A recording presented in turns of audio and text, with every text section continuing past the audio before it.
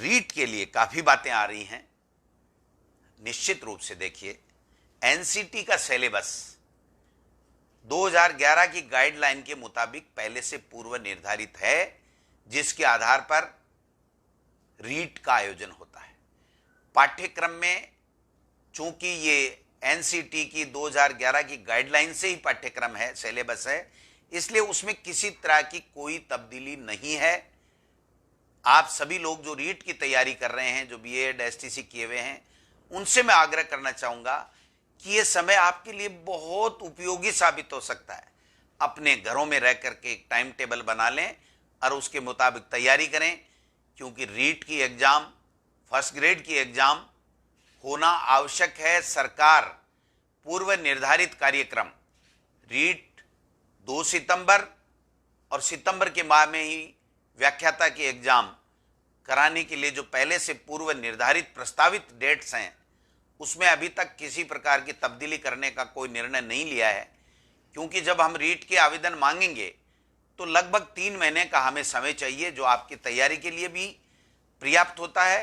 तो अभी 3 मई के बाद में इस डेट को आगे पीछे करने की अगर कोई बात आवश्यकता महसूस होती है तो ही निर्णय करेंगे, वरना अभी तक जो निर्णय कर रखा है सरकार ने सितंबर के माह में रीट का और फर्स्ट ग्रेड का, उसको ही मान करके आप लोगों को घर में बैठ करके सरकार के दिशा निर्देशों की पालना करते हुए करना चाहिए।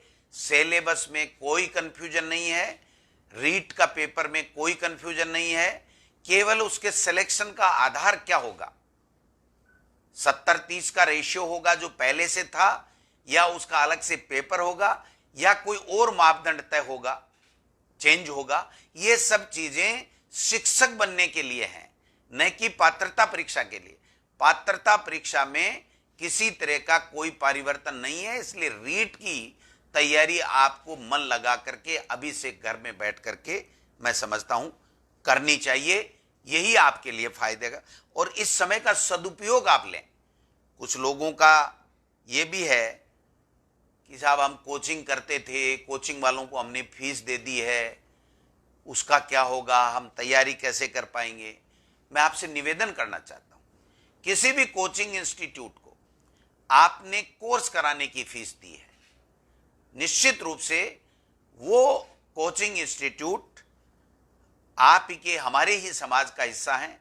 वो समझते हैं कि जब कठिन परिस्थितियों में बेरोजगार छात्र छात्राएं अपने अभिभावकों से, अपने माता पिता से, उनकी गाड़ी कमाई में से फीस लेकर के आते हैं, तो निश्चित रूप से वो आपकी जो सिलेबस की तैयारी है, जिसकी फीस उन्होंने ली है या लेंगे, तो वो उसकी तैयारी कराएंगे।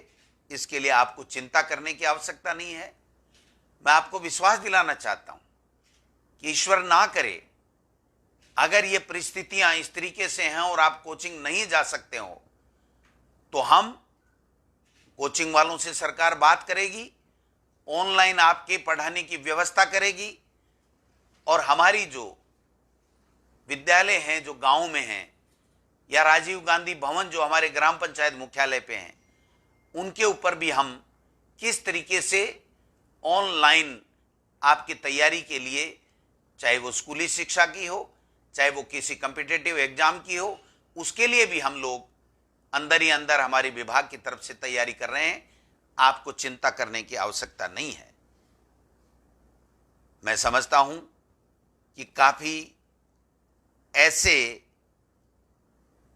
प्रश्न हैं जो आज विस्तार से दिया जाना संभव नहीं है, लेकिन जो मोटा मोटी मेन जो फोकस की बात है वो यही है कि स्कूली शिक्षा की पाठ्य पुस्तकें उपलब्ध कराना, उनको ऑनलाइन जो भी हमारे पास सामग्री